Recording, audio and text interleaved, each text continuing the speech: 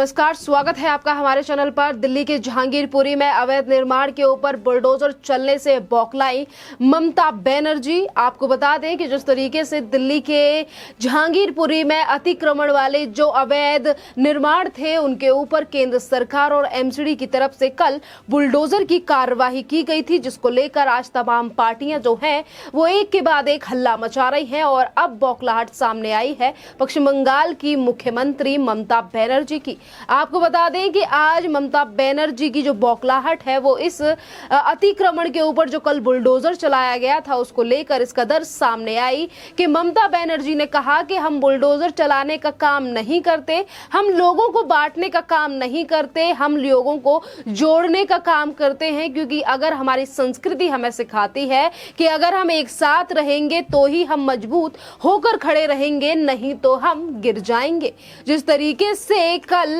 केंद्र सरकार की तरफ से एक्शन लिया गया और एमसीडी की तरफ से कार्यवाही की गई उस अवैध निर्माण पर, जिस तरीके से रोडों को घेरा गया था, चाहे फिर वो मस्जिद बनाई गई हो या दुकानें बनाई गई हो, और जितना भी अवैध निर्माण था कल उसके ऊपर केंद्र सरकार की तरफ से बुलडोजर की कार्यवाही कल की गई। उसके बाद आज ममता बनर्जी जी की जो बौखलाहट निकलकर सामने आई है, जहां वो एक तरफ कह रही है कि हम इस तरीके से लोगों को बांटने का काम नहीं करते हैं, हम बुलडोजर चलाने का काम नहीं करते हैं, तो इसके बाद आज ममता बनर्जी को लेकर तमाम जो लोग हैं वो अपनी राय सामने रख रहे हैं और कह रहे हैं कि आज जिस तरीके से पश्चिम बंगाल यानी कि वेस्ट बंगाल की मुख्यमंत्री किस तरीके से कह रही हैं कि हम लोगों को बांटने का काम नहीं करते हैं, हम बुलडोजर चलाने का काम नहीं करते हैं, ये ममता बनर्जी की बौखलाहट इसीलिए सामने आई है क्योंकि जिन रोहिंग्याओं के अतिक्रमण के ऊपर ये जो चलाया गया है, बुलडोजर चलाया गया है, कार्यवाही की गई है,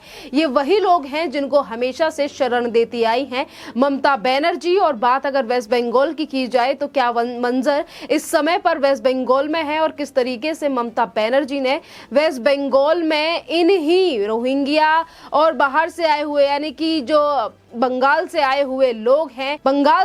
लोग हैं, उन लोगों को किस तरीके से समर्थन ममता बनर्जी ने वेस्ट बंगाल में किया है, उनके फर्जी आई कार्ड बनवाकर, उनके वोटर बैंक बनवाकर किस तरीके से ममता बनर्जी आज उन्हें अपना वोट बनाए बैठी हैं वेस्ट बंगाल में। और आज अगर अवैध निर्माण के ऊपर कार्यवाही दिल्ली में की जा रही है तो वहीं एक तरफ ममता बनर्जी जो इस पूरी कार्यवाही को लेकर सवाल या निशान उठा आ रही हैं, खड़े कर रही हैं, केंद्र सरकार के ऊपर तंज कस रही हैं, तो वहीं दूसरी तरफ ममता बनर्जी की तरफ से ये भी चीजें सामने आई हैं कि वेस्ट बंगाल से एक फैक्ट फाइंडिंग कमेटी को दिल्ली भेजा जा रहा है और ये कमेटी जो है जो बुलडोजर की कार्यवाही की गई थी इस पूरी मामले की जांच करेगी और इस मामले की जांच करके रिपोर्ट सौंपेगी ममता बनर्जी को। तो आप देख सकते हैं कि किस तरीके से ममता बनर्जी जो है वो अपने वोट बैंक को बचाने के लिए किस तरीके से राजनीति करती हुई नजर आ रही है और ये कह रही हैं कि हम लोगों को बांटने का काम नहीं करते हैं। आपको बता दें कि जहां एक तरफ ममता बनर्जी के इन तमाम बयानों को लेकर ममता बनर्जी को ही जवाब दिया जा रहा है देश की जनता की तरफ से, लोगों की तरफ से, तो वहीं पर यहां पर लोगों का यह भी कहना है कि जो ममता बनर्जी आज इस तरीके से बड़ी बड़ी बातें कर रही हैं कि उन्हें पता नहीं है कि वो लोगों को बांटती नहीं है। हमारी संस्कृति ये कहती है कि हमें यूनाइटेड होकर रहना चाहिए, तो यूनिटी दिखती है उस चीज से, यानी कि हम एक साथ मजबूत खड़े रहते हैं। तो वहीं आपको ये बता दें कि आज जिस तरीके से ममता बनर्जी जो बयानबाजी कर रही है इसी को लेकर तमाम जो लोग हैं वो नंदीग्राम से लेकर तमाम वीरभूम में जो अभी कुछ दिन पहले हिंसा हुई, इन सारी चीजों की फोटो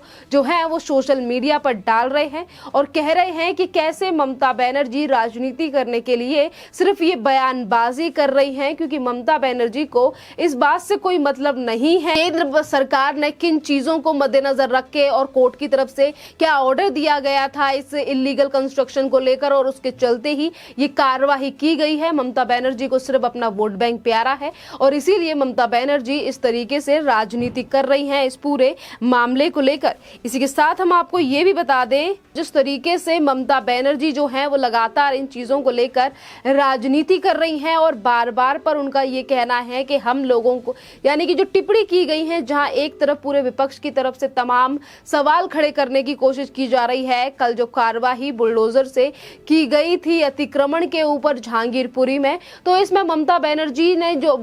चीजें निकाल के सामने रखी हैं, इसमें ये भी निकल कर सामने आ रहा है कि कैसे नंदीग्राम में सिर्फ एक, जैसे कि किस तरीके से आज भी भारतीय जनता पार्टी के जो कुछ कार्यकर्ता हैं, लोग हैं, उनकी तरफ से इस सवाल को उठाया जाता है कि वेस्ट बंगाल में जो हिंदू हैं वो सुरक्षित नहीं है, और कैसे ममता बनर्जी एक विशेष समुदाय के ऊपर अपना आशीर्वाद बना के रखी हुई हैं वेस्ट बंगाल में। और यही बड़ा कारण है कि तमाम भारतीय जनता पार्टी के कार्यकर्ताओं को भी मौत के घाट चढ़ा दिया गया था ममता बनर्जी के उन कार्यकर्ताओं के द्वारा, जब ममता बनर्जी नंदीग्राम में बुरी तरीके से हार गई थी, वो भी शुभेंदु अधिकारी से विधानसभा चुनावों में। तो इसी में आपको बता दें कि नंदीग्राम से जिस तरीके से और वेस्ट बंगाल में जो खून खराबा और हिंसा 3 मई के बाद देखने के लिए मिला, और कैसे ही जो हिंदू समुदाय के लोग थे वो अपनी जान बचाने के लिए आसाम से लेकर तमाम राज्यों में चले गए थे शरण लेने के लिए, क्योंकि वो अपने आप को सुरक्षित फील नहीं कर रहे थे, सुरक्षित महसूस नहीं कर रहे थे वेस्ट बंगाल में। और आज अगर अतिक्रमण को लेकर बात की जाए तो ममता बनर्जी ने पता नहीं कितनी ही कॉलोनियां वेस्ट बंगाल में इस तरीके से बसा रखी हैं, क्योंकि सिर्फ वोट बैंक की राजनीति करने के लिए आज विपक्ष जो है वो इस तरीके से राजनीति कर रहा है। वोट बैंक को लेकर, अतिक्रमण को लेकर आपको बता दें कि जिस अतिक्रमण के ऊपर बुलडोजर चलाया गया है, जिस पर ममता बनर्जी इस तरीके से बयानबाजी कर रही हैं, इस अतिक्रमण के लिए सुप्रीम कोर्ट की तरफ से ही ऑर्डर दिए गए थे 11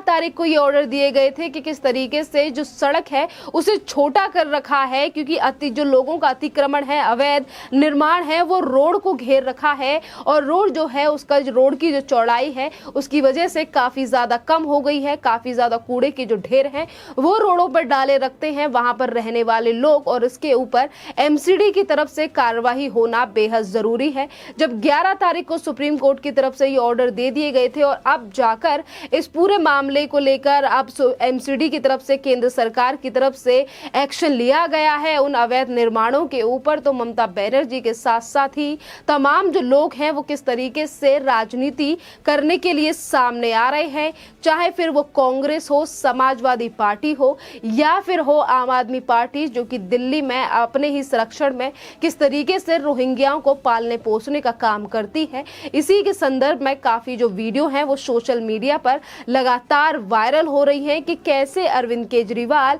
एक तरफ विशेष समुदाय के ऊपर अपना आशीर्वाद बना के रखते हैं, तो वहीं दूसरी तरफ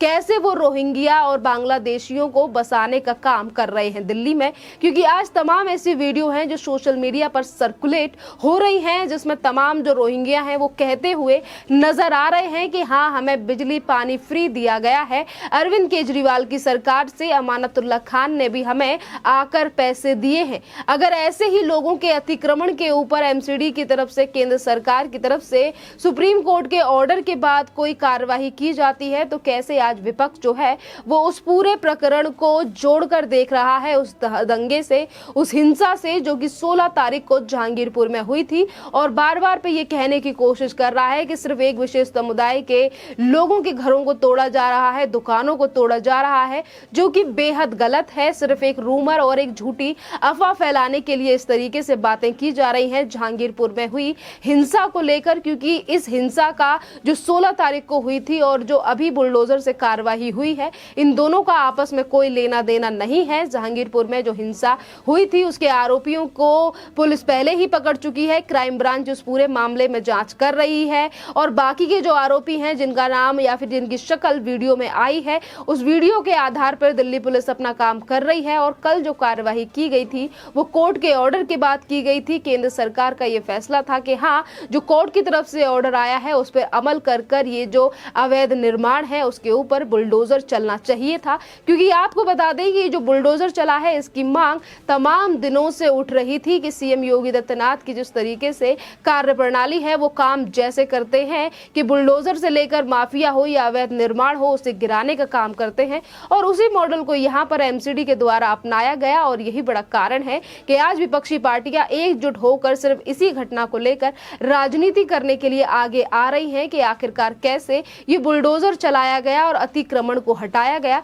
क्योंकि तमाम जो सरकारें हैं, तमाम जो पार्टियां हैं जो आज पूरे इस मसले को लेकर राजनीति कर रही हैं, वो ऐसी ही पार्टियां हैं जिन्होंने रोहिंग्या और बांग्लादेशी और इस तरीके से अवैध निर्माण को हमेशा से ही समर्थन किया है। और आज अगर उस पर ऊपर कार्रवाई हो रही है तो इसीलिए ये लोग इस तरीके से राजनीति करने के लिए आगे आ रहे हैं। खैर, इस टॉपिक पर आपका क्या कहना है, आप हमें कमेंट करके जरूर बताइए। धन्यवाद।